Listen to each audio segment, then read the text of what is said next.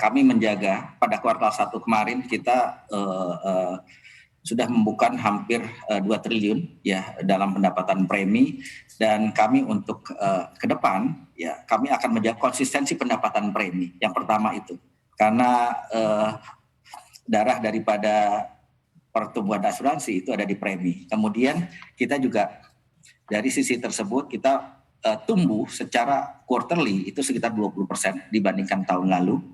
Dan sementara pengeluaran BNLife masih memang agak tertekan Mbak Aneke dengan kondisi COVID, di mana COVID ini ya tahun lalu terhadap produk-produk tertentu masih ada durasi untuk mengajukan klaimnya. Nah, di samping itu dari dana yang ada saat ini kami memiliki aset kurang lebih sekitar 22,5 triliun, di mana liabilities kami ada di 16,8 dan aset investasi itu ada di 21 triliun.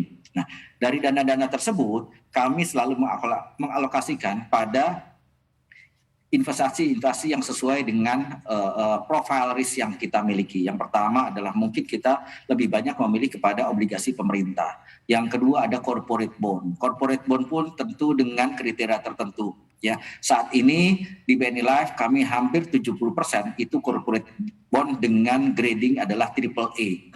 Sisanya itu double A kurang lebih 20% dan single A hanya sekitar 10%. Demikian juga Mbak Aneke untuk di equity kita punya kebijakan bahwa di equity kami kita ada kebijakan hanya 3 indikasi yang kita boleh investasikan. Yang pertama adalah IDX 30 yang paling tinggi, mungkin yang kedua adalah LQ 45 dan yang ketiga adalah Kompas 100, di mana alokasi daripada dana tersebut kita sesuaikan dengan ada yang karakteristik sesuai dengan kebutuhan nasabahnya, di mana ada yang ingin progresif. Kita juga harus menjaga mitigasi risiko yang mungkin terjadi. Jadi kami mengalokasikan dana kami ya kurang lebih total daripada aset investasi kami sekitar 21 triliun ke berbagai produk dan investasi yang sesuai. Demikian Mbak Aneke.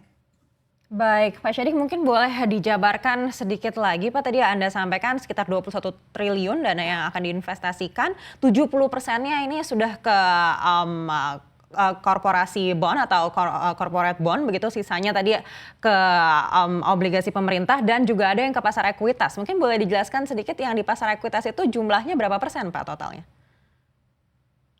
Gini, kalau tadi saya ralat ya bahwa 70% itu bukannya seluruhnya, tapi kalau untuk obligasi 70% itu adalah dengan grading yang AAA. Jadi kami mengalokasikan sangat selektif buat kami untuk mengalokasikan di obligasi. Sementara untuk yang equity itu tergantung dari keinginan daripada nasabah. Kita nggak bisa mengarahkan ke sini berapa persen tidak ada, tapi tergantung pilihan nasabah. Ada yang ingin progresif, dia akan masuk kepada saham yang lebih banyak. Ya. Kemudian produknya ada yang moderate, mungkin itu 50-50 antara obligasi dengan equity. Kemudian ada yang pengen save, itu mungkin lebih banyak di money market.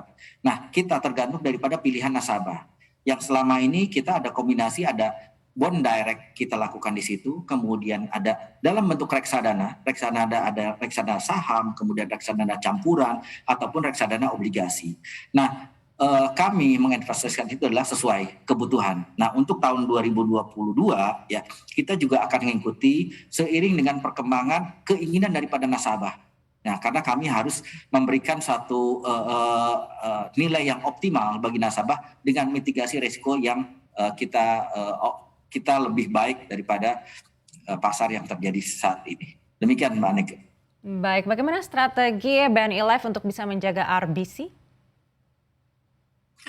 RBC saat ini kita ada di sekitar 726%, ya, di mana RBC tersebut adalah dalam kondisi yang nyaman buat kami.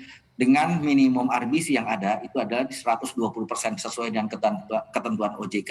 Jadi selama ini kami akan menjaga RBC dengan baik lagi. Nah, tentunya kami punya standar minimum daripada RBC tersebut ada di sekitar 450.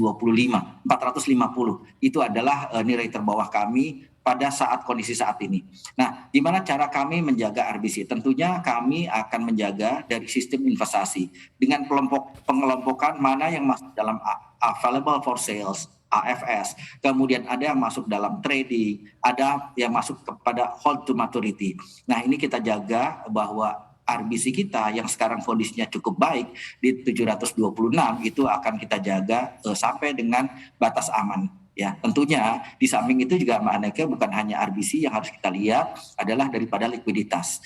Likuiditas perusahaan asuransi kita punya liquidity ratio. Ya, itu juga dipantau OJK. Minimum liquidity ratio dari OJK adalah 100%. Saat ini kami masih di atas itu. Demikian Mbak Aneke.